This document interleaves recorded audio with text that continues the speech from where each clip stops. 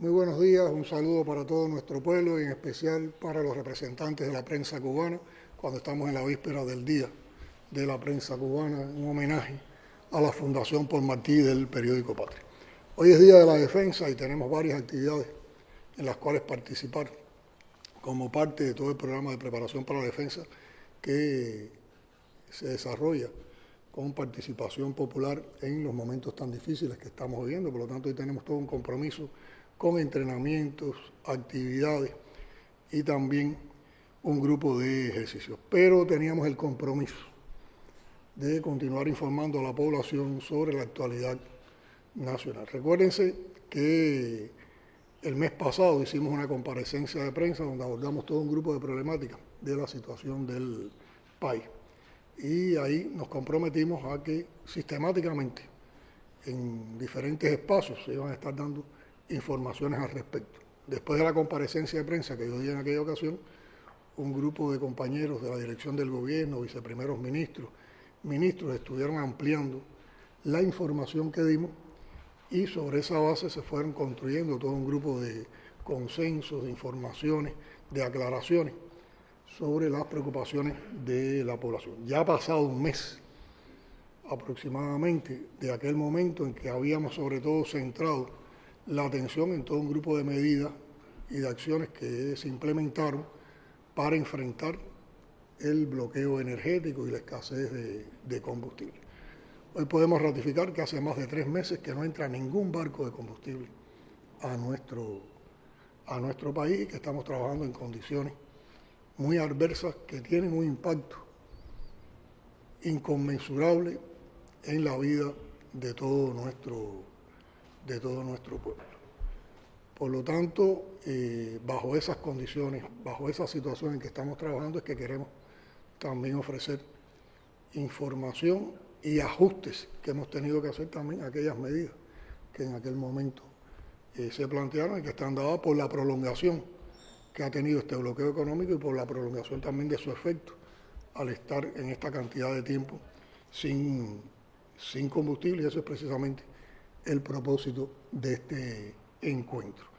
Quiero aclarar además que el mismo va a tener seguimiento, o sea, no nos vamos a quedar en el abordaje de las preguntas que hoy nos puede hacer la prensa sobre la situación nacional, sino que cada uno de los aspectos que estemos tratando en el día de hoy, en esta comparecencia, en horas tempranas de la mañana, le estaremos dando continuidad a partir del próximo lunes con la presencia en diferentes espacios de los viceprimeros ministros, los ministros y otros agentes otros funcionarios de nuestro gobierno para ampliar en detalle todo lo que sea preocupación, duda, expectativa en nuestra población sobre los temas que se han tratado en nuestra actualidad.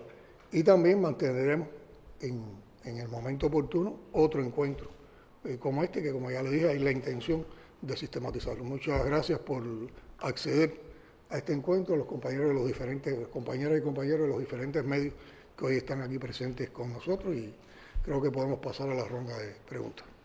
Buenos días, presidente, y a todos los presentes. Creo que podemos empezar. Legañoa nos había solicitado la palabra inicialmente. Adelante, presidente de Prensa Latina.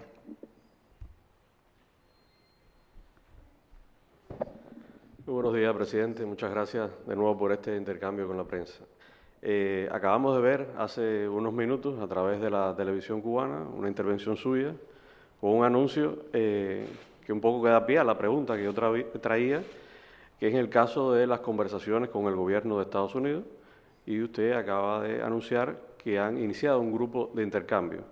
Mi pregunta sería, ya que se anunció que ya hay intercambios, si estamos hablando de un proceso de diálogos sostenidos que se van a conversar, cuáles serían los temas o esa agenda, esa hoja de ruta en ese sentido, y los principios para ese diálogo con el gobierno de Estados Unidos. Ahora, es una pregunta interesante, es una pregunta de actualidad. Yo creo que es la información con que se ha levantado hoy la población cubana en primera instancia recibiendo, sobre la cual se seguirá profundizando. Pero yo creo que es importante, primero, porque ha sido Legañoa una de las personas que ha estado hablando sobre el tema sistemáticamente, es que nosotros estamos informando exactamente el momento en que estamos en ese proceso.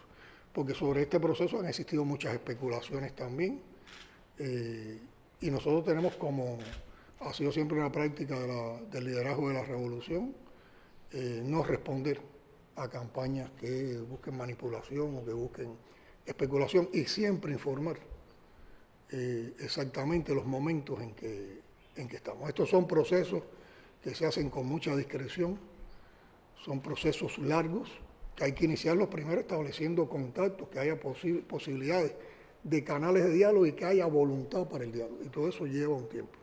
Y a partir de eso entonces que se van construyendo agendas, se entran en negociaciones, se entran en conversaciones y se llegan a acuerdos, cosas de las cuales todavía estamos alejados, pues estamos en las fases iniciales de ese proceso. Yo creo que la respuesta a Legañón está precisamente en lo que explicamos ayer.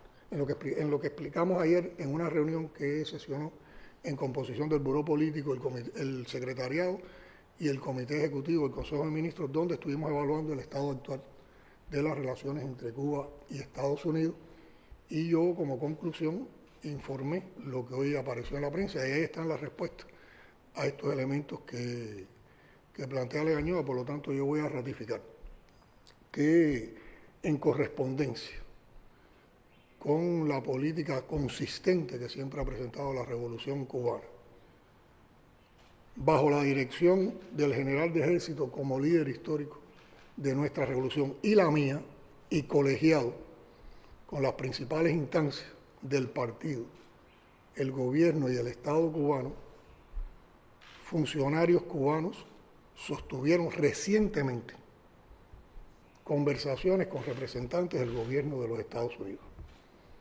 para buscar por la vía del diálogo la posible solución a las diferencias bilaterales que existen entre nuestras dos naciones. Estos intercambios han sido favorecidos por actores internacionales. Y aquí me quiero detener. Siempre que hemos estado en situaciones tensas en las relaciones con los Estados Unidos, aparecen esfuerzos por buscar canales de diálogo, por buscar conversaciones. No es la primera vez que Cuba entra en una conversación de este tipo. Yo creo que la más reciente, el ejemplo más reciente, fue la manera en que el general de ejército condujo las conversaciones con el presidente Obama en una etapa muy reciente, y todos sabemos los resultados que dieron esas conversaciones. Bueno, ahora también un grupo de actores internacionales favorecieron el desarrollo de esos intercambios. ¿Cuáles son los propósitos que estamos siguiendo con estas conversaciones, con los propósitos que nos hemos planteado? Bueno, en primer lugar, determinar cuáles son los problemas bilaterales que necesitan solución. En segundo lugar, cuáles serían las vías para solucionar esos problemas. Y en tercer lugar, determinar si hay voluntad para concretar por ambas partes acciones en beneficio de nuestros pueblos. Esto implica encontrar áreas de cooperación con las cuales podamos enfrentar las amenazas y garantizar la seguridad y la paz de ambos países, y además la seguridad y la paz en nuestra región. Como explicaba anteriormente, no ha sido ni será práctica de la revolución responder a las campañas especulativas. Esto es un proceso muy sensible que se aborda con discreción, con la discreción que lleva en cada momento. Se aborda también con sensibilidad y con responsabilidad y mucha seriedad, porque es un problema que afecta a los vínculos bilaterales. Afecta a los vínculos bilaterales, y además de esto lleva un esfuerzo fundamental, arduo, tenaz, para poder avanzar en soluciones. Por lo cual también tenemos que encontrar la construcción de espacios de entendimiento que nos permitan avanzar en el proceso y además de eso alejarnos de la confrontación. En esos intercambios hemos expresado nuestra voluntad de continuar el proceso bajo los principios de la igualdad y el respeto a los sistemas políticos de ambos países, a la soberanía, a la autodeterminación, tomando también el criterio de reciprocidad y en apego al derecho internacional. Ese es el momento en que estamos ahora en relación a las conversaciones o al diálogo con los Estados Unidos. Randy Alonso, Ideas Multimedia.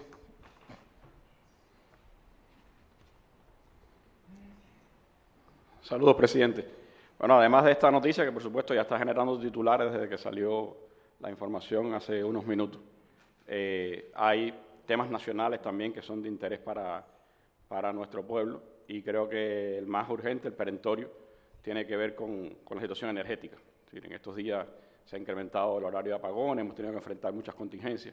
¿Qué efectos prácticos está teniendo en el país? Usted hablaba hace 3 meses no entra combustible. ¿Qué efectos prácticos está teniendo en nuestra economía, en nuestra sociedad, la decisión de Estados Unidos de reforzar el bloqueo energético? ¿Cómo se está enfrentando? ¿Cuáles son las alternativas propias que tenemos para poder, de alguna manera, atenuar ese crecimiento de los apagones y el efecto práctico en toda la sociedad cubana en este momento? Indudablemente, Landy, yo diría que es el tema que más incomodidad, que más malestar está causando en nuestro pueblo en estos momentos. Y tiene que ver, insisto, con el bloqueo energético, con el recrudecimiento que en la situación energética nos ha planteado ese bloqueo energético. Es una situación para la cual nos veníamos preparando de antemano, y sobre eso explicamos todo un grupo de propuestas, de acciones, de medidas que estamos desarrollando en los momentos actuales.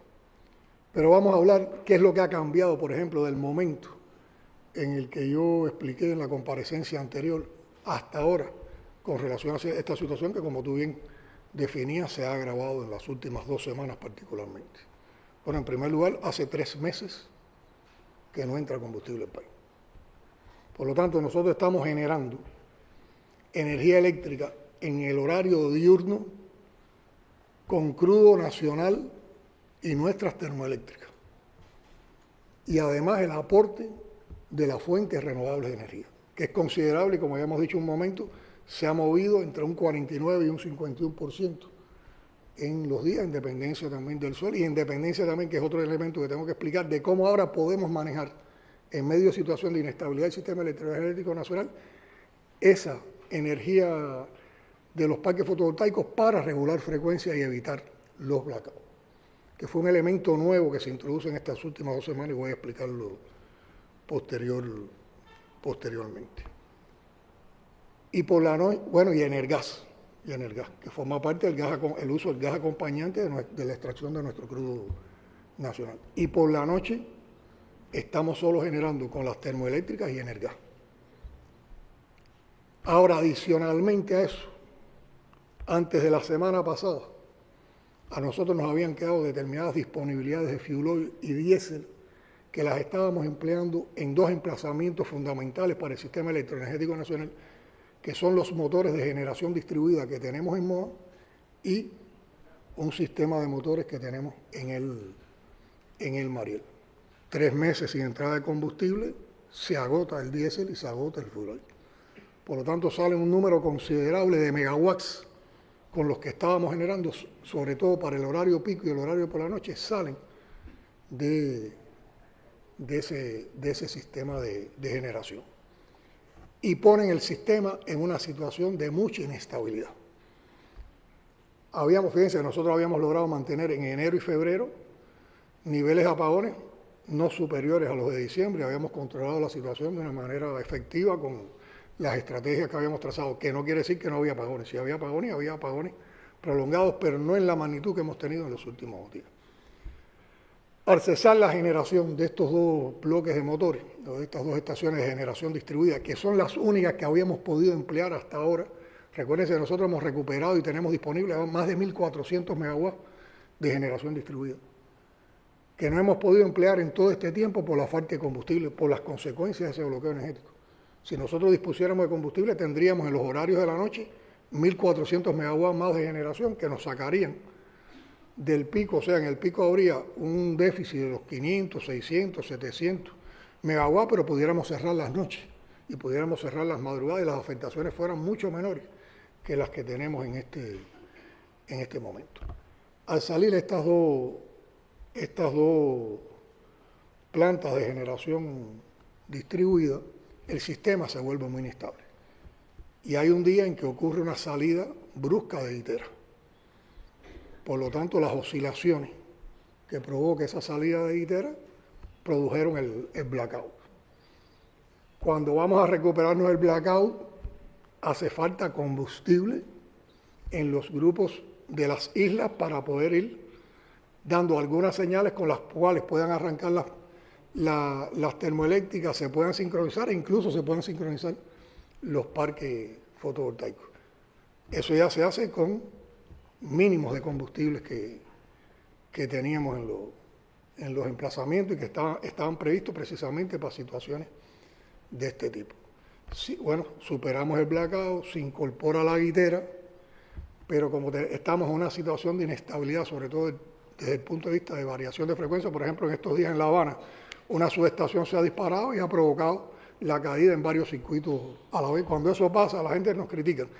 No, pero ¿por qué no son capaces de repartir el apagón? No, lo que pasa es que el apagón se incrementa por situaciones que no estaban planificadas y llega a dimensiones tan altas que a esa hora es muy difícil estar, porque cada vez que hay conmutación tienes el riesgo entonces de producir también oscilaciones. Y en medio de toda esa madeja de adversidad, de complejidad, es que se mueve esa situación y esas decisiones sobre la situación eléctrica. Entonces, en una situación como esta de inestabilidad, no podemos aprovechar en el día incluso toda la potencia o toda la energía que generan los parques fotovoltaicos, porque hay que regular con más o menos conexión de los parques fotovoltaicos la frecuencia del sistema electroenergético nacional para evitar que haya otro blackout.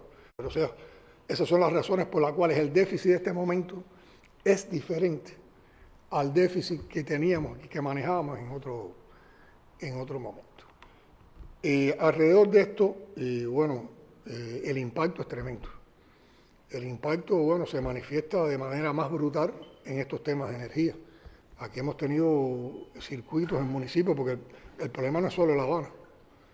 En provincia hemos tenido circuitos en poblados, en comunidades con más de 30 horas de apagón. Eso provoca una irritabilidad, un malestar, una angustia tremenda en la población, porque además impacta en todo lo otro. Nos impacta directamente en el abasto de agua, en el bombeo de agua. Entonces ya son dos cosas muy, muy vitales en una vivienda, en una familia, en la vida de una familia, actuando a la vez. Pero nos impacta en la vitalidad de los servicios de producción y también en brindar servicios a la población. Impacta en las comunicaciones, porque también las radiobases se quedan sin energía. Impacta en los servicios médicos, impacta en la educación, impacta en el transporte. Y así pudiéramos ir viendo cómo esto impacta transversalmente en todas las actividades cotidianas de las cubanas y los cubanos. Ahora yo les puedo decir que aquí no se apaga nada porque se quiera molestar a nadie, al contrario, se está haciendo lo imposible. Nadie puede imaginar, yo no soy capaz de describir, y solo lo puedo decir desde el punto de vista de los sentimientos y del respeto, pero yo no tengo palabras para describir el esfuerzo que hacen nuestros trabajadores de la Unión Eléctrica, que son titanes, que además hacen ese esfuerzo, se van por encima de la adversidad, pero tienen el problema en sus casas y en su familia.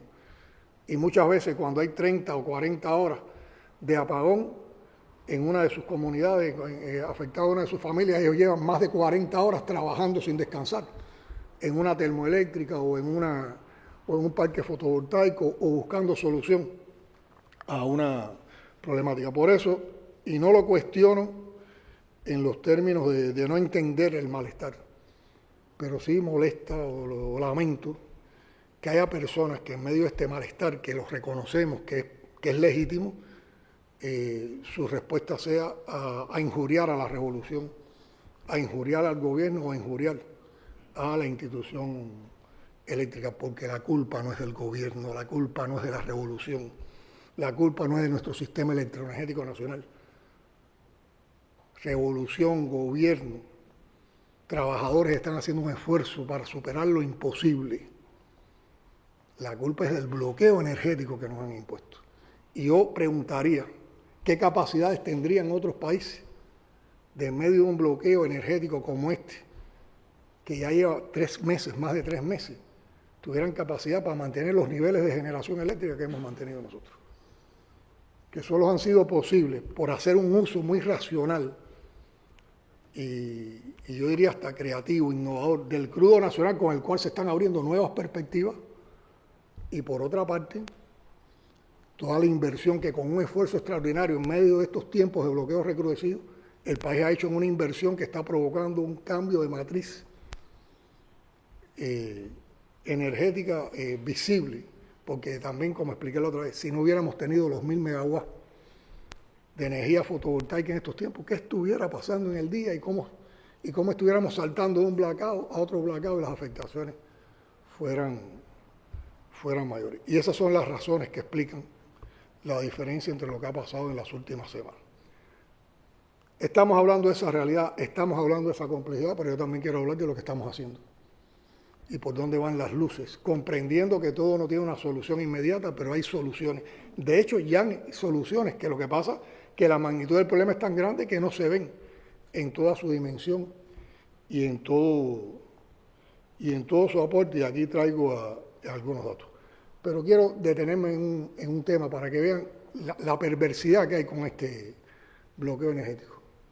En estos momentos en el país hay decenas de miles de personas esperando por una operación quirúrgica que no se puede desarrollar por la falta de electricidad. Yo creo que en días pasados el ministro de Salud Pública dio datos muy relevantes.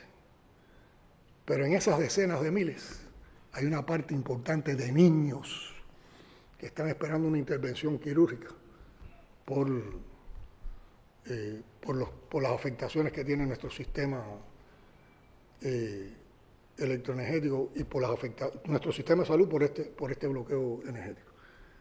Y sin embargo el país vive, el país está organizado, un Estado fallido que enfrenta todas estas situaciones y que busca resolver, que busca además avanzar. Yo no recuerdo si fue ayer o tal vez antes, un artículo que se publicó en Cuba Debate de una periodista de Rosana, que reconociendo la complejidad también hablaba de las cosas hermosas que pasan. Susana, de las cosas hermosas que pasan en este país todos los días. Los niños yendo a la escuela, la manera en que se atiende a un paciente en un hospital que está en una enfermedad compleja, el esfuerzo. Nosotros estamos siguiendo todos los meses el trabajo de las provincias. Y ya estamos haciendo el segundo corte, estamos haciendo ya en estos momentos el corte de lo que ha sucedido en las provincias y cómo las provincias han ido desarrollando sus estrategias con cierre de febrero. Compañeros, la cantidad de soluciones que se encuentran, la manera en que se está organizando la vida para el pan, para dar ofertas de gastronomía, ofertas de comida a la población, la manera en que con todas estas limitaciones se está trabajando en el campo cubano para producir más alimentos, la manera en que se han organizado las transportaciones del personal de la salud, la manera en que se está conduciendo el curso escolar tanto en la educación como en la educación superior. Pero como decía Susana, pero también entonces el fin de semana voy a un espectáculo cultural del más altísimo nivel en mi país. Esas son nuestras realidades, esas son también las expresiones de que nosotros tenemos un pueblo que actúa con resistencia creativa, que eso nos mantiene unidos y que en esa unidad también hay una potencialidad tremenda para enfrentar esta situación. Entonces voy a hablar de lo realizado. Y fíjense, de lo realizado, en lo que voy a explicar, en los datos que voy a dar, con los que no quiero aburrir, pero son datos que más que todo muestran la continuidad que le damos a lo que ya habíamos explicado anteriormente, pero que son los resultados prácticamente de un solo mes. O sea que también saquemos la cuenta, si en un mes hemos avanzado esto, ¿cuánto más iremos avanzando en el resto de los meses? Y permítanme que vaya a algunos datos.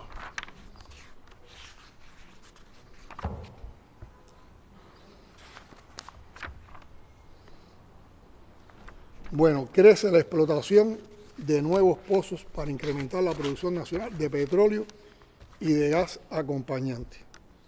Y en los 2 primeros meses del año se sobrecumplieron los planes de producción de petróleo y gas acompañante. Y con eso hemos detenido una tendencia que venía ocurriendo en el país de que cerramos el año 2025 disminuyendo e incumpliendo los planes de producción de gas y de petróleo nacional. Esto es muy importante. Recuérdense que uno de los enfoques energéticos que dimos es que tenemos que saber vivir de nuestra fuente, y una de nuestras fuentes es ese crudo nacional y ese gas acompañante. Con el incremento del crudo nacional tendremos más crudo para explotar nuestras termoeléctricas. Y aquí es importante porque como parte de la recuperación de capacidades termoeléctricas, tal vez en el día de hoy o en el fin de semana se incorpora una nueva termoeléctrica, que es la termoeléctrica, una de las unidades de la termoeléctrica de Céspedes de Cienfuegos, que son 100 y tantos megawatts más, pero ya no es solo recuperar, es que hay que tener crudo nacional para que genere. Entonces, todos estos incrementos nos van permitiendo que en la misma medida que vamos recuperando capacidades, tengamos el combustible para la generación eléctrica en esas capacidades. Y con el gas acompañante, y después daré un dato, recuérdense que nos habíamos comprometido a crecer en 25.000 consumidores de gas manufacturado en la ciudad de La Habana. Ya eso está en práctica y hay un grupo de nuevos servicios que en un mes se han habilitado. Se han construido ya 4 tanques de la base de supertanqueros. Recuérdense, después del incendio la base quedó en una situación de total deterioro y necesitamos tanques para poder almacenar combustible. Se han recuperado en lo que va de año, se han recuperado 185 megawatts de generación térmica. Como decía, los parques fotovoltaicos están generando entre el 49 y el 51% de la energía en los horarios del día. Ya hay instalados 529 nuevos clientes de gas manufacturado en La Habana de los 20.000 previstos a los que vamos a llegar.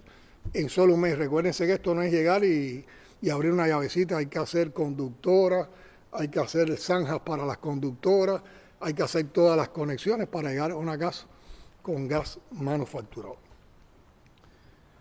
Se ha logrado que casi todas las panaderías del país que estaban identificadas que podían ir a una transformación en el tipo de energía a utilizar para la cocción se han convertido. Y hay más de 715 panaderías que se han convertido a leña o a carbón.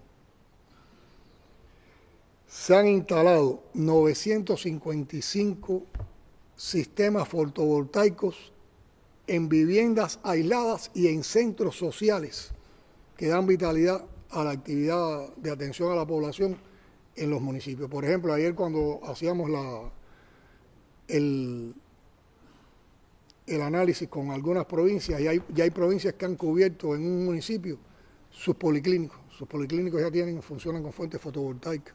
Un grupo de instituciones sociales, hogares maternos, pero ya eso es una realidad, ya vamos por 955, además de un número de viviendas aisladas a las cuales también se le oferta este servicio. O sea, estamos hablando de policlínicos, hogares maternos, de ancianos, casas aisladas, áreas de cajeros electrónicos, estaciones de Texas para sostener las comunicaciones funerarias y otros centros. 120 niños con enfermedades que requieren constantemente climatización en sus casas ya tienen los módulos fotovoltaicos que le garantizan eso en su casa a las 24 horas y ahora estamos en otro levantamiento que está realizando el Ministerio de Salud Pública para extender este servicio a más familias. Se recuerdan que habíamos hablado de que había un grupo de trabajadores destacados fundamentalmente de los sectores de la salud y de la educación a las cuales se les iban a instalar 10.000 módulos. Bueno, se han instalado 10.034 módulos que ya están, ya esas personas reciben ese beneficio. En las próximas semanas se van a incorporar nuevas capacidades de parque fotovoltaico. Hemos terminado un nivel de parque fotovoltaico que están pendientes de toda la asistencia técnica de los proveedores y que ya están terminadas. En la misma medida que la asistencia técnica va dando las validaciones, se estarán sincronizando con el sistema electroenergético nacional. En ese orden de cosas, quiero destacar lo siguiente. Hay un programa, un proyecto que comprende la instalación, no es un parque fotovoltaico, comprende la instalación de estaciones de baterías para llegar a una cifra de 50 megawatts en acumulación de baterías. Esto es una energía que no es, esta acumulación es para regular frecuencia. O sea, lo que hoy estamos teniendo que hacer a costa de los parques fotovoltaicos, estas estaciones de batería ayudarían a eso y por lo tanto podríamos aprovechar más los parques fotovoltaicos y el sistema electroenergético estaría más estable. Ya se están cargando eléctricamente 8 de los 16 contenedores que completan ese proyecto. Por lo tanto, los primeros 25 megawatts de acumulación en batería para regular frecuencia los vamos a tener en los próximos días. Y se sigue trabajando en los otros 8 contenedores para completar los 50 megawatts que ayudarán a regular frecuencia y evitar caídas eventuales del sistema electroenergético. Próximamente se conectan 4 nuevos parques fotovoltaicos de 21 megawatts cada uno, por lo tanto eso da una cifra aproximada de 85 megawatts, y hay otros 3 parques fotovoltaicos de un total de 15. Los 15 en total aportarán alrededor de 85 megawatts, pero ya los primeros 3 parques de ese proyecto se van a terminar y eso aportaría 15 megawatts más. O sea que estamos hablando en días, antes que termine marzo, de que estamos incorporando más de 100 megawatts al sistema electroenergético nacional con fuentes fotovoltaicas. Se establecieron un grupo de tratamiento diferenciado que estimula las inversiones residenciales de fuentes renovables de energía y también para el ámbito estatal, tanto en lo residencial como en el ámbito de los proyectos empresariales de los negocios. Estas acciones o estas medidas que se tomaron están orientadas en 3 ámbitos fundamentales. Un ámbito es el arancelario, o sea, se libera de aranceles todas estas importaciones. Otro ámbito es el de usar una tarifa preferencial de pago por el sistema electroenergético nacional que, teniendo instaladas estas capacidades, además de la que usa, pueda generar y pueda aportar al sistema electroenergético nacional, o alguien que haga una inversión para generar para el sistema electroenergético nacional. Y la otra comprende un grupo de impuestos, de tributos, que llevan un tratamiento diferenciado a los que importan, a los que instalan, a los que dan servicio a estas fuentes renovables de energía. Bueno, en un levantamiento que no está completo y que varía todos los días, ya hay 2.247 entidades privadas, estamos hablando de negocios privados, que tienen fuentes, sistemas fotovoltaicos para desarrollar su actividad. Hay más de 900 empresas estatales que disponen de sistemas fotovoltaicos para acometer sus actividades. Hay 6.765 viviendas ya conectadas al sistema electroenergético nacional mediante sistemas fotovoltaicos. Hay 636 bombeos solares a la población, estos son sobre todo en acueductos de comunidades. Hay 462 bombeos solares para el riego en la agricultura y a la misma vez se están haciendo inversiones en la rama de las hidroeléctricas y en la energía eólica, y posiblemente cuando termine el año nosotros tendremos un nuevo parque eólico en Herradura, en la provincia de Las Tunas. Estaremos recuperando capacidades eólicas en los parques de Jibara y también estaremos conectando nuevas hidroeléctricas. En el área de la transportación eléctrica, ustedes saben que se están potenciando la movilidad eléctrica y la creación de electrosolineras. Bueno, en el país hay más de 2.665 vehículos eléctricos. Hay más de 21.600 motorinas eléctricas. Muchas de estas, que son particulares, las formas no estatales las han puesto a disposición de servicios para la población ante los gobiernos locales en un grupo de territorios. Ya hay más de 42 estaciones de carga para este parque. Y lo que estamos planteando es que cada parque automotor que funcione con energía eléctrica no se conecta al sistema electroenergético para cargarse, sino que tenga la posibilidad de ir a una electrosolinera que funciona con energía solar y por lo tanto no es una carga adicional para el sistema electroenergético.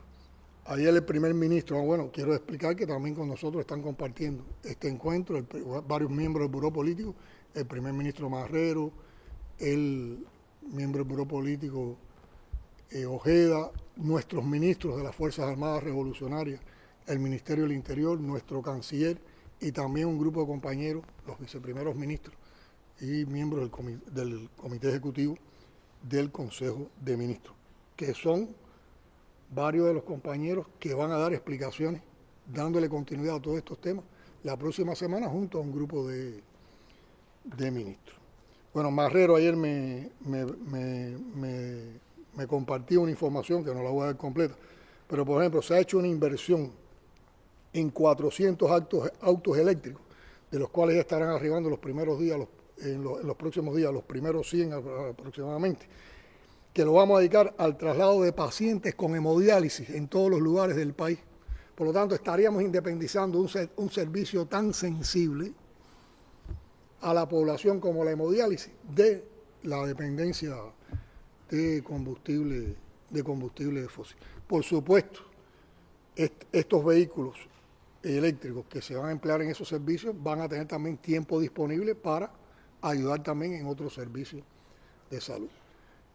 Ahora que hablo de estas cosas que tienen que ver también con la sensibilidad de la gestión de gobierno hacia los problemas de la población, qué extraña dictadura somos, que en medio de esta situación nos estamos preocupando porque los pacientes con hemodiálisis tengan una solución, porque los policlínicos tengan una solución, porque los servicios básicos a la población tengan una solución.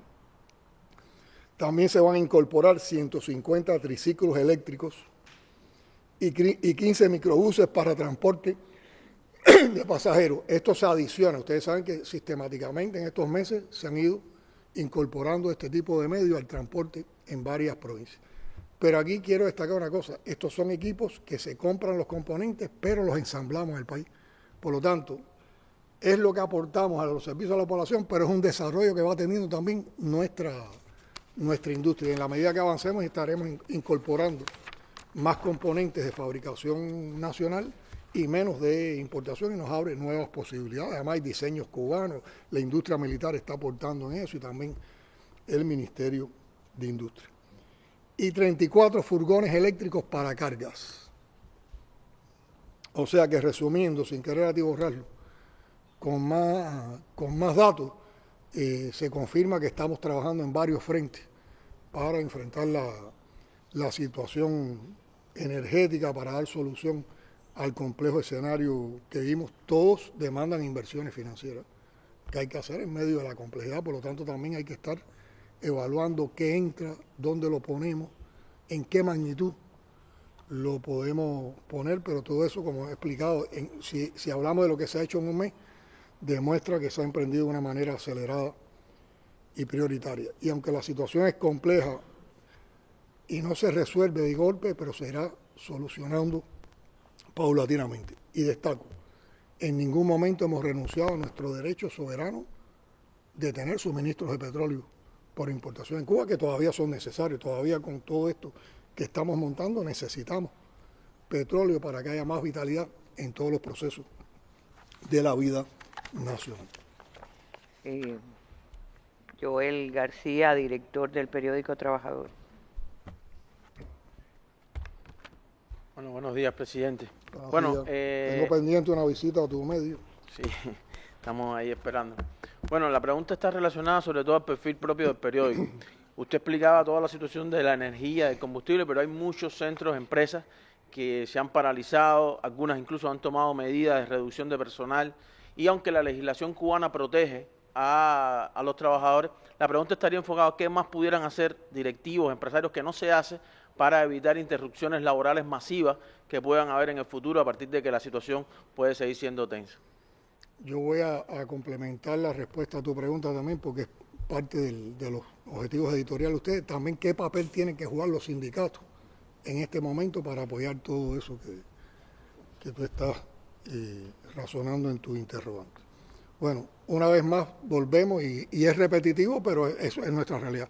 Volvemos a las afectaciones del bloqueo energético y su impacto en la vida, en un ámbito de la vida de nuestro pueblo, que es el ámbito productivo y el de la oferta de servicios. Se ha reducido la actividad productiva. Sin energía ningún país puede producir en las magnitudes de la normalidad. Se reducen también las posibilidades de servicios, y todo eso ha implicado hacer ajustes laborales. Si hay cambios de labor, hay determinados niveles de interrupción en los trabajadores, hay reubicaciones laborales, y todo eso provoca afectaciones desde el punto de vista laboral y desde el punto de vista salarial a una masa importante de nuestros trabajadores, de nuestra familia. Un principio que tenemos que compartir todos, desde la gestión del gobierno, desde la actividad política del partido, de la actividad sindical y de la actividad administrativa, es que buscamos ante todo, defendemos la protección laboral y la protección salarial de nuestros trabajadores. Y yo sigo insistiendo, lo he compartido con los compañeros del movimiento obrero, también con los compañeros de la dirección del partido del gobierno, con las provincias, insistir en que más que ir a la interrupción, tratemos de adaptarnos y busquemos la reubicación laboral o el cambio de labor, porque hay mucho que hacer. Y por ejemplo, hay mucho que hacer en las comunidades, hay mucho trabajo que hacer en las comunidades. Y en las propias comunidades hay procesos que son necesarios atender, que son necesarios que vayan a otro nivel de soluciones, que teniendo esa masa de trabajadores hoy, no tanto en el escenario laboral normal que son sus fábricas, sus entidades, sino más tiempo en las comunidades, con ellos podríamos organizar proyectos comunitarios o avanzar en los que ya existen. Podemos potenciar el sistema productivo local, sobre todo la producción de alimentos a nivel de las comunidades, la atención a los vulnerables, la recogida de desechos sólidos, proyectos creativos en función de la población con la cantidad de personal profesional que tiene preparación, digamos, pedagógica, metodológica por sus conocimientos, que pueda apoyar a los procesos educativos que hoy están centrados en la comunidad, en el municipio, en los centros municipales de la educación superior. Es mucho lo que podemos hacer. Y es mejor que todos, aunque nos tengamos que reubicar, aunque tengamos que cambiar de labor, estemos aportando, no nos desmovilicemos, no estemos esperando que otros hagan lo que nosotros podemos hacer, y estemos aportando. Nuestra legislación laboral comprende un grupo de tratamientos especiales. Por ejemplo, en el caso de las unidades presupuestadas, durante el primer mes, para quien ha quedado sin reubicación laboral, se le paga el 100% del salario, y a partir de ese mes se paga el 60%, eso lo asume a partir de la aprobación del Consejo de Ministros por solicitud, por análisis del Ministerio de Trabajo y Seguridad Social, pero son trámites que se hacen en corto tiempo, lo asume el presupuesto del Estado. Y eso es una protección que se da y que lo pueden utilizar todas las entidades presupuestadas. Pero en el ámbito empresarial tenemos tres fuentes que pueden ayudar en esto, que no creo que siempre se utilizan, tal vez no sean de total dominio, y sin embargo fueron fuentes que utilizamos en la COVID. Una de ellas son las reservas para contingencia que crean las empresas, se puede utilizar en estos casos. El otro es las reservas no utilizadas, que son reservas que crean las entidades empresariales a partir de sus utilidades, una cosa que ellos han generado con sus utilidades que también puede ser empleada para esto. Y el tercer fondo son los fondos de compensación que existen en estas empresas. Yo creo que si articulamos lo que puede aportar el presupuesto y articulamos también estas tres modalidades que tienen las empresas, podemos entonces lograr un justo, un adecuado tratamiento laboral y salarial a los trabajadores en las condiciones en que están. Y entonces yo diría, con ese mismo sentido de que la gente hoy están, que nuestro pueblo, que nuestros trabajadores, están más tiempo en otros escenarios de labor que no son los tradicionales, el sindicato tiene que actualizarse en su función. El sindicato hoy tiene que estar más que en la fábrica, en esos espacios donde están reubicados sus trabajadores. El sindicato tiene que estar atendiendo y defendiendo ese tratamiento laboral y salarial con voluntad de solución en esos espacios donde van a estar más los trabajadores. Y yo insisto mucho en el ámbito comunitario. Si nosotros aprovechamos esa masa de trabajadores, que además son vecinos, entre los cuales hay toda una empatía y toda una posibilidad en la solución de problemas que tenemos en lo local, en la comunidad, en el municipio, yo creo que podemos dar un salto importante en todo un grupo de actividades en medio de la situación tan complicada que tenemos. Y no tenemos a nadie parado, no tenemos a nadie movilizado, no tenemos a nadie sin estar dando un aporte a nuestra sociedad. Y eso también, esa participación y esa capacidad de adaptarnos, da unidad. Y en la unidad está la razón de todas nuestras victorias, de todo lo que podemos avanzar en todos nuestros empeños. Pero lleva un análisis exhaustivo, un análisis comprometido, un análisis responsable por los que dirigen las entidades presupuestadas, por los que dirigen las empresas y también por el movimiento sindical. Raciel Guanche, Juventud Rebelde. Saludos, presidente. Las universidades cubanas, en medio de este contexto, también han tenido que transformarse, ¿no?, para culminar su proceso docente. Sin embargo, ha habido estudiantes que han tenido preocupación también con el tema, ¿no?, para terminar lo que es el semestre docente. Mi pregunta concreta es, bueno, si se ha evaluado desde la dirección del país este tema y, bueno, qué se piensa hacer ahora en lo adelante.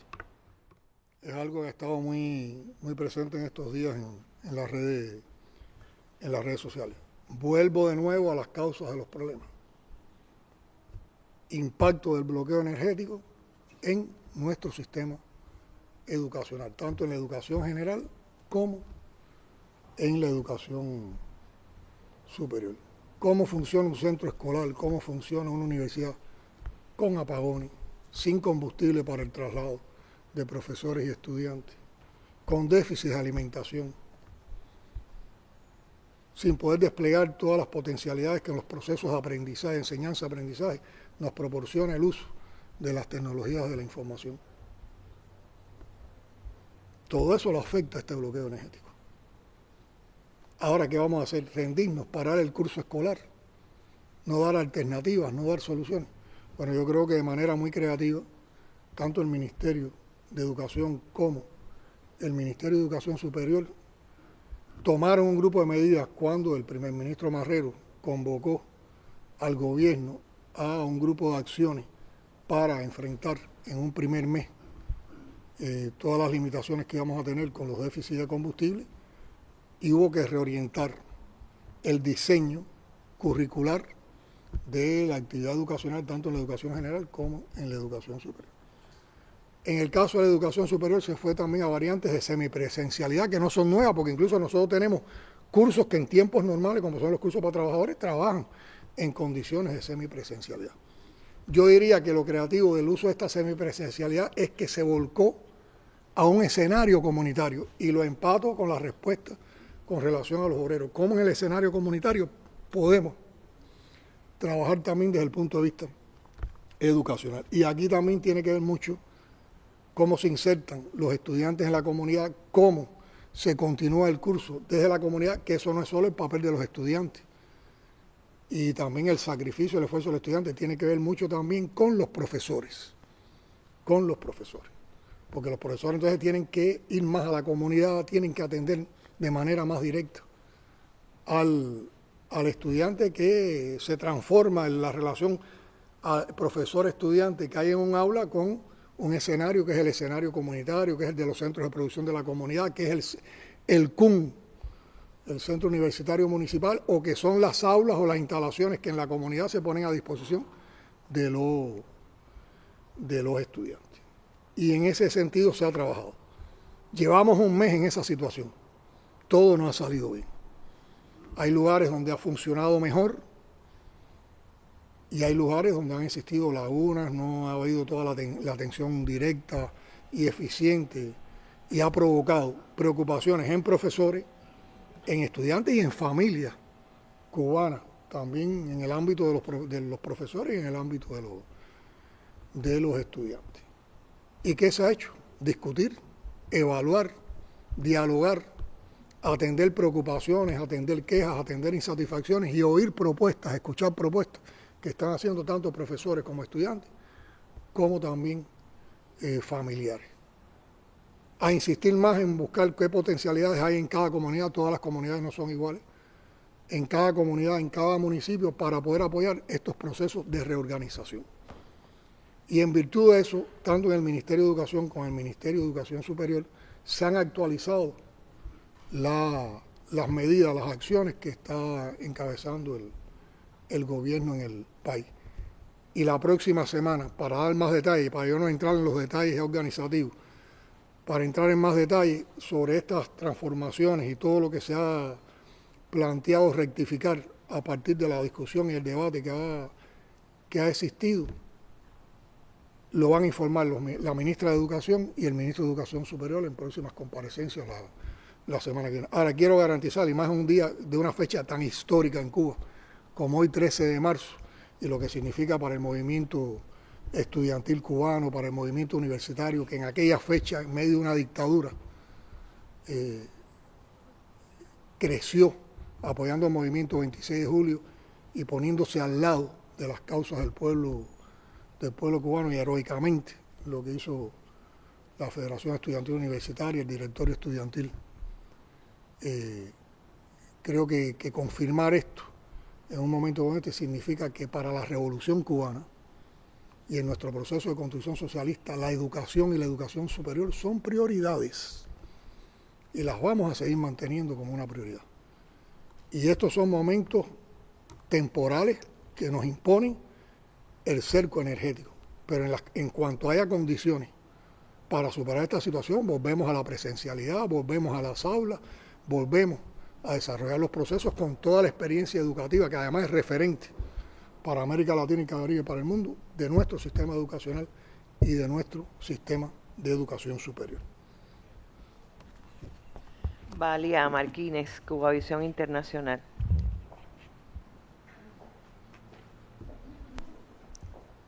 Buenos días, presidente. Buenos días. En este diálogo que usted sostiene hoy con la prensa, nos gustaría particularizar en un tema, y es el papel de los connacionales en el exterior. Y yo creo que en este complejo escenario también han jugado un papel relevante.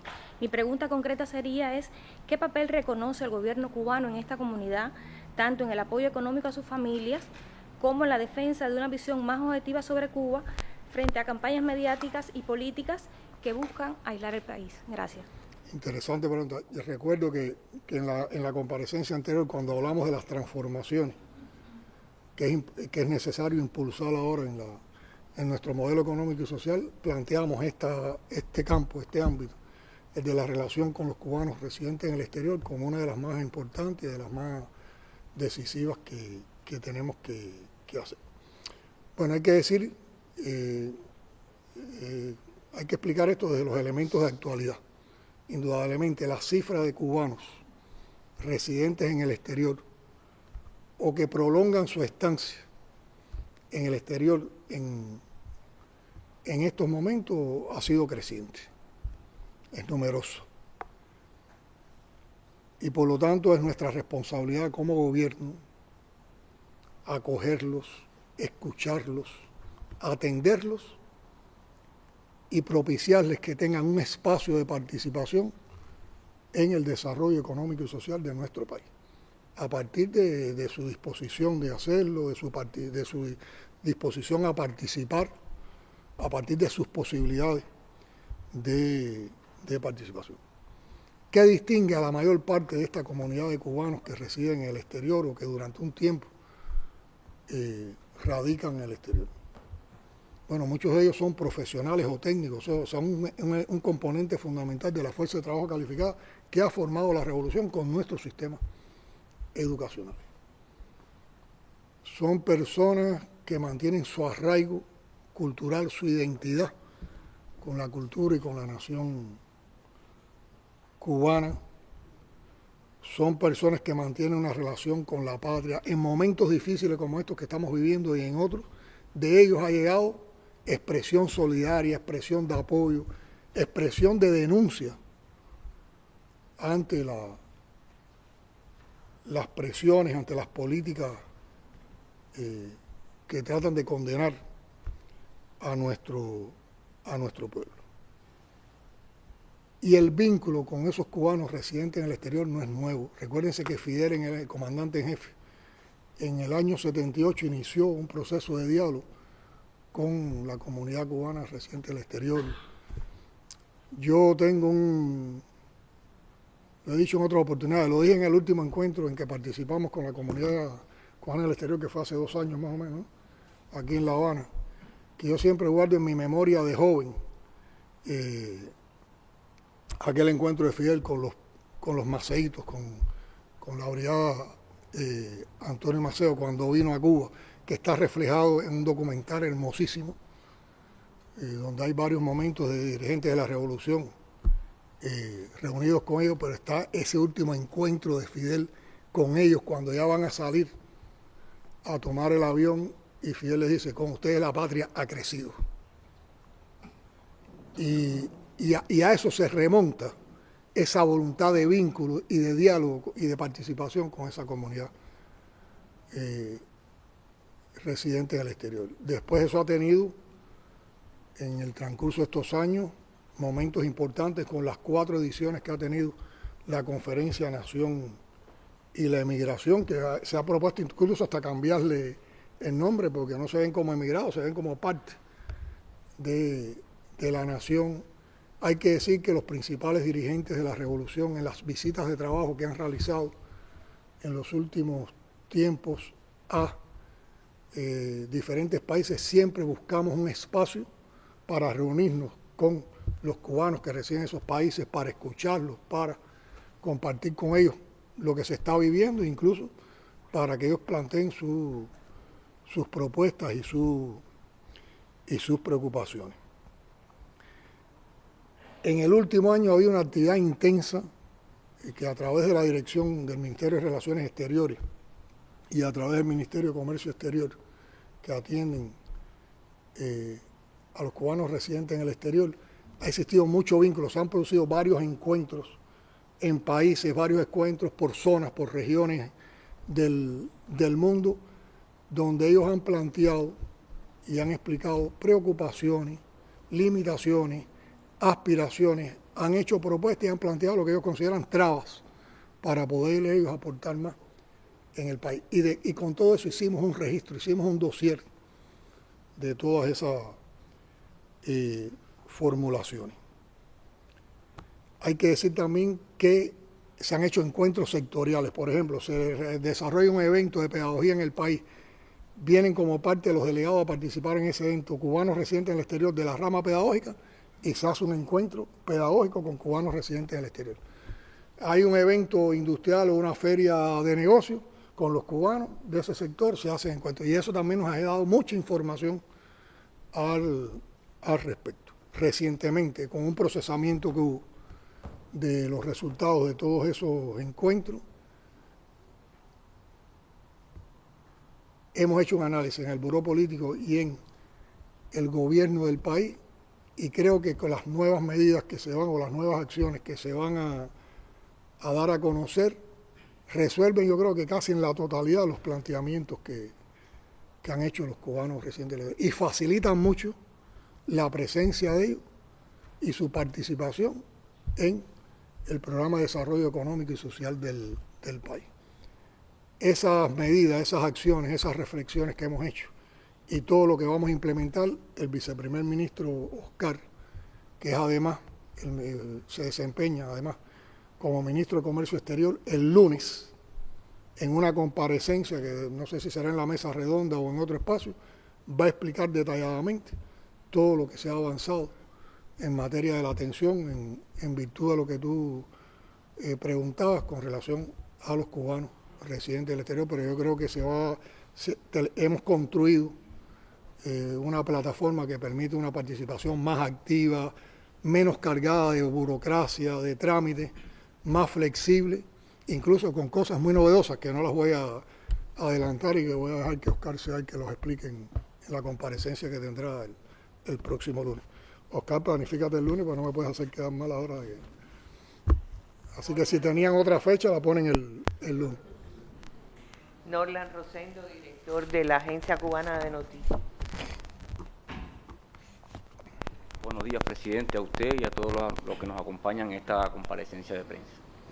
A pesar del escenario tan complicado para aislar a nuestro país, en los últimos tiempos hemos recibido ayuda solidaria y la estamos recibiendo aún. Y quisiéramos saber cuál es la estrategia del gobierno cubano para distribuir esos recursos y los mecanismos de control para asegurar que lleguen a los destinos previstos. Bueno, vamos a hablar de actualidad y vamos a hablar también de antecedentes, de historia. La actualidad es que estamos recibiendo donaciones y sobre todo hay un país amigo, hermano, que se ha mostrado a una altura tremenda, que es México, encabezado por su presidenta Claudia Sheinbaum, que ha tenido una firmeza en la defensa a Cuba tremenda y que agradecemos y respetamos y cada vez admiramos más, y bueno, de otros países. Y también como un elemento de actualidad es que alrededor de eso se molestan fuerzas de derecha y comienza la intoxicación mediática alrededor del uso y el destino de las donaciones, sobre todo en medios de derecha. Y tratan entonces de articular con un supuesto mal manejo por parte de Cuba, también de atacar a los gobiernos, a los países que nos ayudan de esta manera. La ética de la revolución es tan grande y hay una experiencia que demuestra una ética indestructible en cómo se asumen las donaciones, en cómo se distribuyen, que aplasta cualquier campaña de intoxicación mediática. No hay campaña de intoxicación mediática que pueda contra esa ética. Se estalla contra esa ética. Y eso lo sabe, ¿quién lo tiene más claro que nadie? El pueblo, que es el destinatario de las donaciones que nos hacen los países amigos, las organizaciones solidarias. Entonces, vamos a hablar de historia. Hay una larga historia, hay una larga experiencia de la manera en que organismos internacionales, proyectos de cooperación, instituciones, organizaciones de solidaridad con Cuba, gobiernos, amigos de la solidaridad, hacen donaciones al país en una variedad tremenda de modalidades. Pero el país también tiene organizado un sistema de planificación, de distribución, de control y una enorme experiencia en cómo tramitar estas donaciones. A nosotros nos llegan donaciones de todo tipo y ante circunstancias distintas.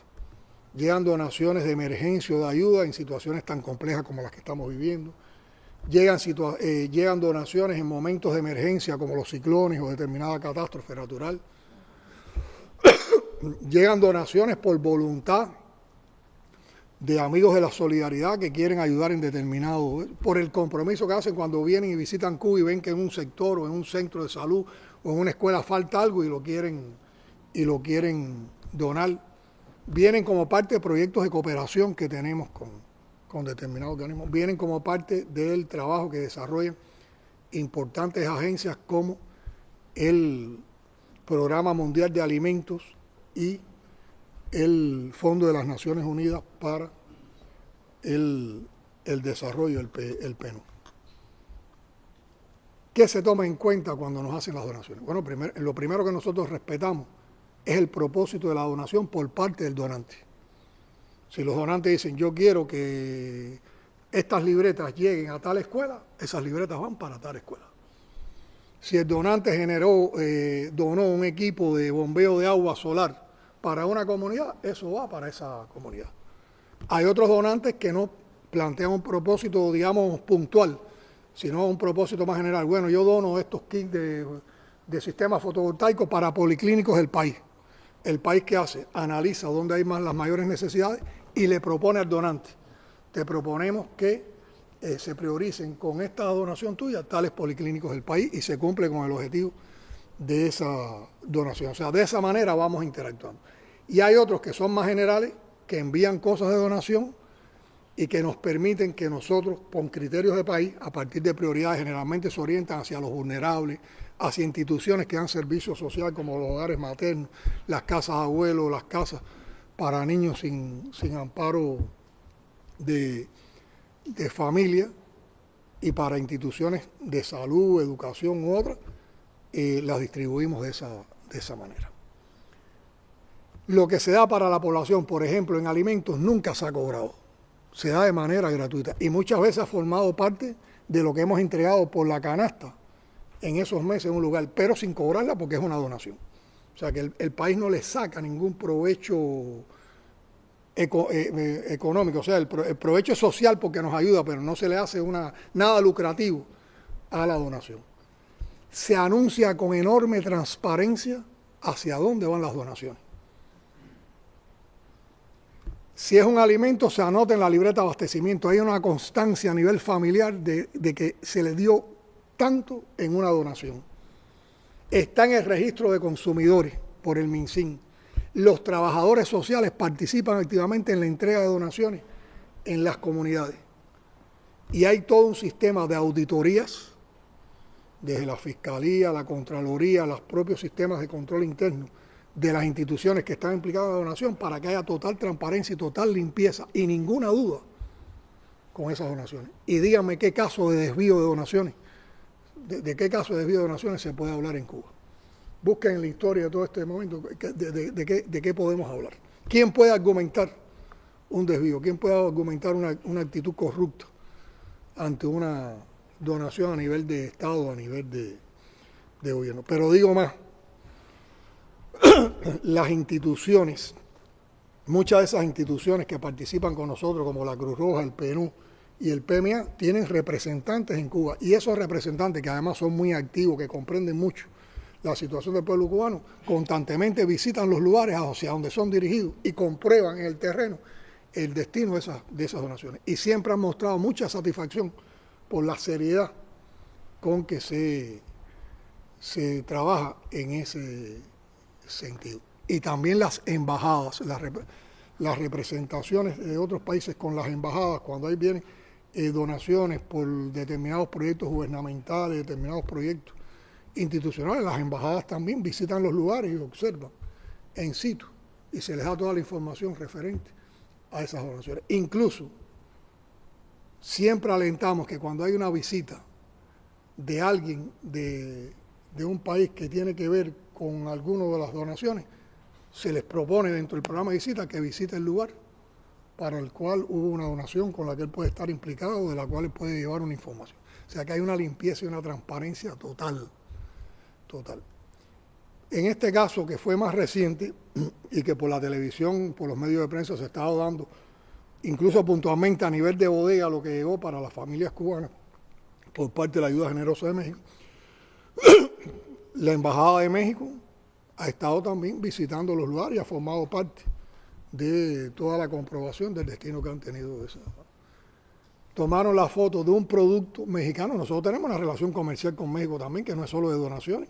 Y hay entidades nuestras que han importado determinados productos a México y que se venden en otro tipo de cosas que no tienen que ver nada con la donación. Pero enseguida, por eso es intoxicación, porque es basada en la mentira, en la calumnia y buscando, como se dice, la quinta pata del gato, para desacreditar, para molestar, para desunir, para confundir. Pero se los digo, la ética con que trabaja la Revolución Cubana, con que trabaja nuestro gobierno, esas donaciones, es muy dura y contiene cualquier intento de intoxicación mediática. Lady María Labrador de Granma.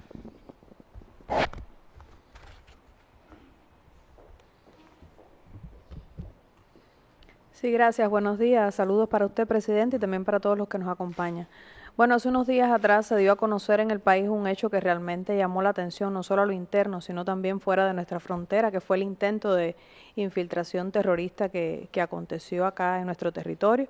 Un tema que también, como usted ha comentado, fue objeto de toda una campaña de intoxicación y demás, pero que bueno, oportunamente se dieron a conocer todos los elementos. Nos gustaría que usted comentara un poco en qué punto están hoy las investigaciones sobre este hecho y bueno, sería interesante saber también si existe una colaboración entre Cuba y Estados Unidos para esclarecer este tipo de hechos. Te voy a contestar y también te voy a dar una visión personal que tiene que ver también con los sentimientos y los valores de nuestros combatientes. Bueno, el hecho en sí es tal como se ha reflejado, una infiltración armada con fines terroristas, una infiltración financiada y organizada desde territorio de los Estados Unidos. Como se presentó en la denuncia en la televisión, venían fuertemente armados, por lo tanto eso demuestra sus intenciones y rompe la falacia con que algunos personeros de la derecha contrarrevolucionaria cubana en los Estados Unidos quisieron decir que venían a buscar familias. Primero, con la cantidad de armamento y equipamiento que traían, no cabía ninguna familia en la embarcación. Y segundo, hay que venir a buscar a Cuba familias armadas, con explosivos, con fusiles de asalto, con todo el equipamiento militar que vinieron. Se creen que somos tontos, se creen que somos bobos, se creen que se puede confundir un pueblo entero con tanta mentira y tanta artimaña. Y sus intenciones eran asaltar unidades militares y centros sociales, para crear confusión, para crear malestar, para sembrar miedo. Y es un intento de agresión. Se ha establecido un proceso penal con todas las garantías del debido proceso. Para los detenidos han tenido la posibilidad de fueron de inmediato informados los familiares y los familiares han tenido todos los contactos con ellos. Para los heridos han tenido toda la atención médica, han agradecido la atención médica y además de eso los familiares han podido interactuar con ellos. Para los fallecidos también se les comunicó oportunamente a los familiares reconocieron los cadáveres y han estado implicados en todos los trámites que tienen que ver con el tratamiento de sus cadáveres. Hay solo un trámite que por un problema familiar no se ha ejecutado de disposición familiar. Pero muy importante, en las investigaciones todos han reconocido su participación, todos han reconocido que dispararon y fueron ellos los primeros que dispararon contra nuestra embarcación de guardacosta, el Servicio de Guardafrontera. Han aportado detalles muy interesantes que se irán dando a conocer en la misma medida que sigan avanzando las investigaciones, de quién los reclutó, quién los preparó, quién los organizó, dónde hicieron su entrenamiento, quién los financió. Y han dado los nombres de las personas, de los lugares, de las intenciones, de lo que le propusieron, de lo que se pretendía.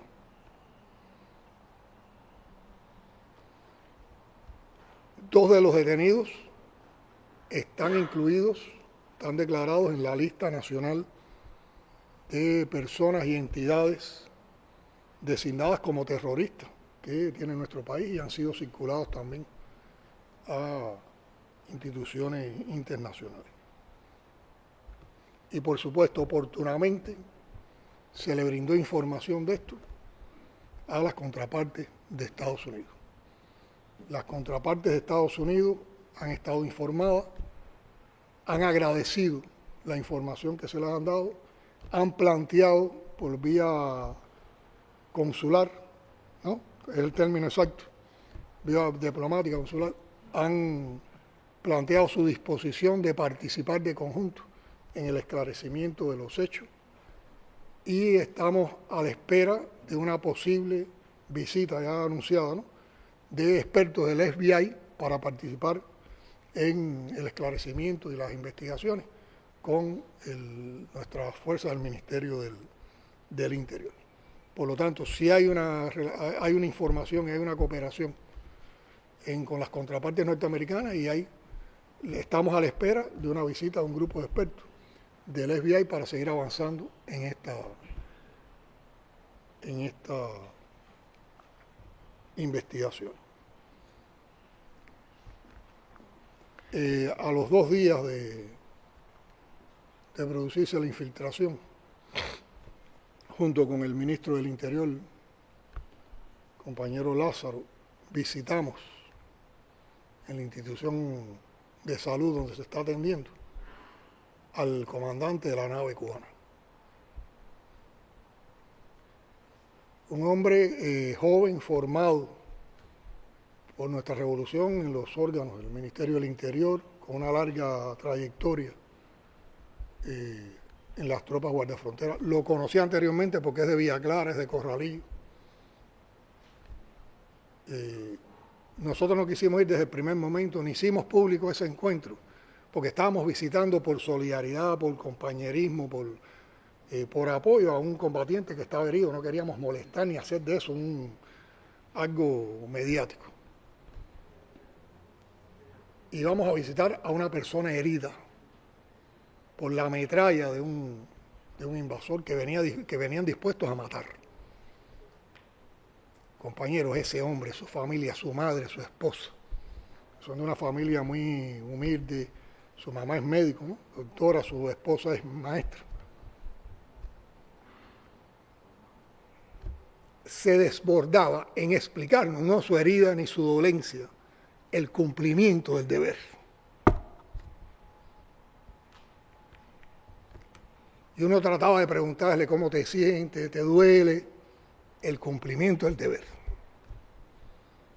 Y nos narró cómo fue herido, cómo se mantuvo al timón, al mando de la nave, y cuando ya las fuerzas no le alcanzaban, le pidió a uno de sus compañeros que tomara el mando de la operación. Se tuvo que acostar, estaba sangrando totalmente, debilitado, y oía todo el desarrollo. Y un orgullo tremendo por haber frustrado esa infiltración, por haberle evitado al pueblo cubano un dolor si esas personas lograban desembarcar y lograban cumplir sus propósitos. Y digo estas cosas porque son muchas las lecciones que hay en este país, en estos tiempos difíciles. La de nuestros 32 compañeros caídos en combate en Venezuela. La de estos 5 combatientes del Ministerio del Interior de las tropas guardafronteras que contuvieron una infiltración que los duplicaba en personas, para no hablar de lo que de manera multiplicada su armamento. Y del orgullo de este oficial cubano por el cumplimiento del deber y su compromiso con el pueblo, su valor, su honestidad y su comportamiento cubano, cubanísimo, que se va por encima de cualquier otra conducta y otro comportamiento. Esas son de las cosas también que fortalecen convicciones, que nos enaltecen en tiempos tan duros, y aprovecho hoy para compartirlo porque es un sentimiento que tenemos Lázaro y yo, que lo vivimos ahí y que no lo habíamos dicho, pero yo creo que es bueno que se conozca cómo son nuestra gente, porque nuestra gente tienen rostros, tienen nombres, tienen familia, tienen historias, y ojalá un día, en algún momento, cuando él tenga más recuperación, Cuando se entienda, la prensa también puede hacer un trabajo, pero sobre todo de historia de vida con un compañero como ese, que es también una expresión y un ejemplo de lo que se multiplica en miles de combatientes de nuestras Fuerzas Armadas Revolucionarias y del Ministerio del Interior. Y bueno, también ya que estamos hablando de infiltraciones y de planes enemigos, han sido detenidos también, como se ha anunciado, 10 ciudadanos panameños que también están siendo procesados con un proceso con todas las garantías para el mismo, que han tenido contacto con sus familiares y que han tenido atención consular y una visita del embajador de Panamá en Cuba, y que está en marcha una investigación donde también han reconocido su culpabilidad y también han dado información de quién los reclutó, bajo qué circunstancias, con qué propósitos, en los lugares, han dado los nombres de las personas, y todo eso también está en investigación y forma parte de la denuncia que se está haciendo alrededor de ese tema. Bueno, usted hablaba del 13 de marzo, aquí está Radio Reloj también, que tiene un día histórico, Joanny Eduardo, en representación de la emisora Radio Reloj. Buenos días, presidente. Buenos días. El gobierno de Ecuador recientemente declaró al personal de nuestra embajada en ese país no grato. Hubo una cumbre que a las claras busca revivir la política de Estados Unidos y la OEA para lograr el aislamiento de Cuba. Mi pregunta es, ¿cuál es la posición del gobierno revolucionario para enfrentar, es decir, frente a esta nueva agresión del gobierno estadounidense? Gracias. A ver, vamos a evaluar el contexto. ¿Qué es lo que distingue a Cuba? Algo de lo que distingue a Cuba ante el mundo. ¿Qué distingue a Cuba en sus relaciones con el mundo? ¿Qué es lo que ofrece Cuba al mundo? Un vínculo amplio, activo, amistoso, de cooperación y de solidaridad. Eso es lo que marca las relaciones de Cuba con el resto del mundo. Y nosotros somos un país que tiene relaciones diplomáticas con la mayoría de los países del mundo. Pero además un vínculo amplio de pueblo a pueblo, con amigos en todo el mundo.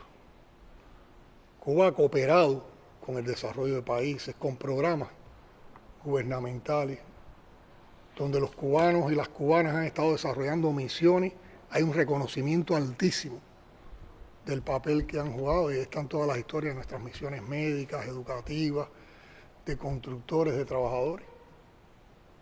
De igual manera, en los lugares donde fuimos a luchar por solicitud de gobierno, sobre todo en el África, en países africanos, hay un reconocimiento a cómo actuaron nuestros combatientes, nuestros oficiales. Por lo tanto, yo diría que hay un sentido y lo que distingue a Cuba son precisamente esas virtudes, esos valores que provocan admiración hacia Cuba, no rechazo. Ese es el sentimiento que se predomina en la mayoría de esas relaciones y de los que participan en esas relaciones. Por supuesto, en América Latina y el Caribe, la patria grande, nuestra América, esos vínculos son más fuertes, son más íntimos, son más cercanos, tienen que ver con toda la historia de cada uno de nuestros países, con todas las relaciones. Y ahí en la historia, yo recuerdo cuando estuvimos en México en un acto por el grito de Dolores, como tanto López Obrador en aquel momento presidente como yo, cuando hicimos nuestras palabras, había una cantidad de hechos que enlazaban a nuestros países, a México y a Cuba, pero eso se puede hablar de Angola, eso se puede hablar de las misiones internacionalistas, eso se puede hablar en cualquier lugar del mundo. De eso hablan con dolor los hondureños que han quedado ahora desatendidos porque su gobierno retiró la brigada médica de Honduras, o de países caribeños que ahora van a quedar sin la atención de los médicos cubanos, que reconocen que es vital para sus sistemas de salud la presencia de personal de la salud cubana. Ahora, en la historia también hay que reconocer que los gobiernos de Estados Unidos, desde que triunfó la Revolución Cubana, los gobiernos, pues han sido todos los gobiernos, ha insistido mucho en tratar de aislar a nuestro país. Y recordemos los primeros años de la Revolución, la enorme campaña que hubo, recuérdense los sucesos de la OEA y recuérdense cómo México mantuvo con dignidad las relaciones con nuestro país. Parece que la historia se repite. Se vuelve a tejer una campaña de aislamiento de Cuba y hay quienes no se doblegan y vuelve el México solidario y hermano a estar al lado de Cuba. Y otro elemento que es devalorativo. No es lo mismo las relaciones entre gobiernos que las relaciones entre pueblos. Puede haber un gobierno como este que se menciona en la interrogante, que sucumbe ante las presiones que le hace otro gobierno y que por tener un gesto, que es un gesto de lacayismo, no sé si la palabra es correcta, la expulsión de la misión diplomática, sin ninguna justificación, sin ningún argumento, violando todo el derecho internacional, las convenciones de Viena y todas estas cosas. Pero la amistad entre el pueblo cubano y el pueblo ecuatoriano es histórica y es indestructible, como es indestructible la relación entre el pueblo cubano y los pueblos de América Latina y el Caribe. Y esa no la puede destruir la decisión de ningún gobierno. Y los pueblos saben de qué lado está la razón. Por lo tanto, va a seguir existiendo una relación entrañable entre los ecuatorianos y los cubanos, y más temprano que tarde, esas relaciones se recomponen.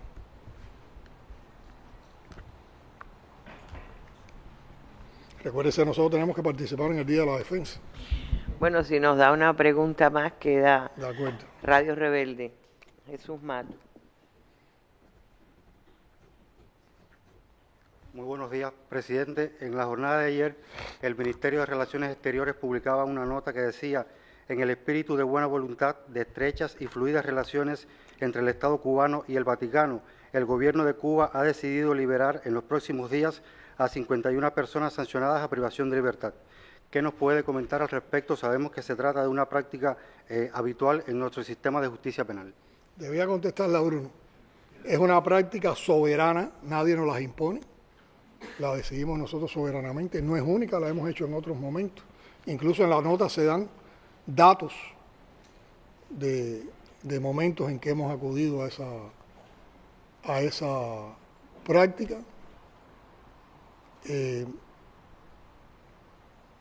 Es soberana, la hacemos en este momento por las explicaciones que se dan en la nota y sencillamente responde a nuestra vocación humanista y a la manera en que la revolución trata con justicia.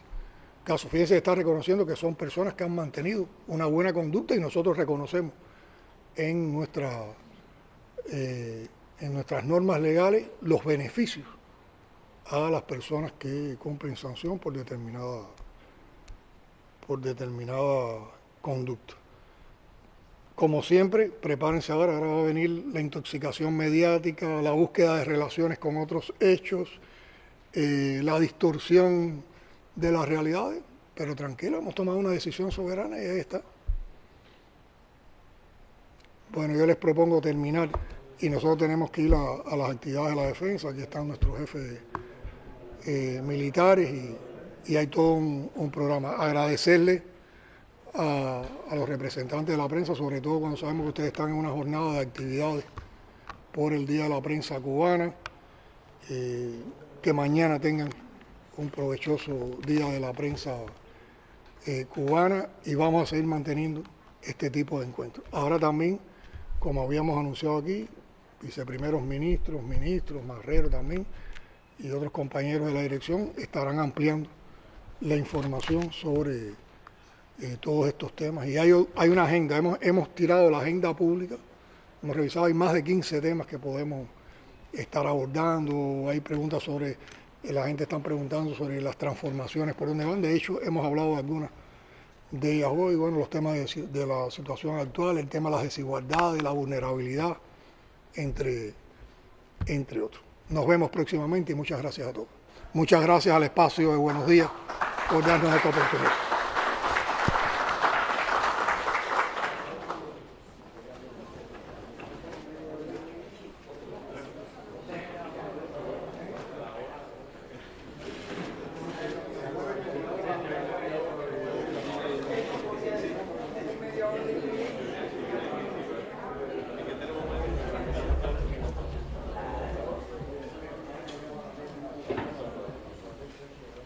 Dios,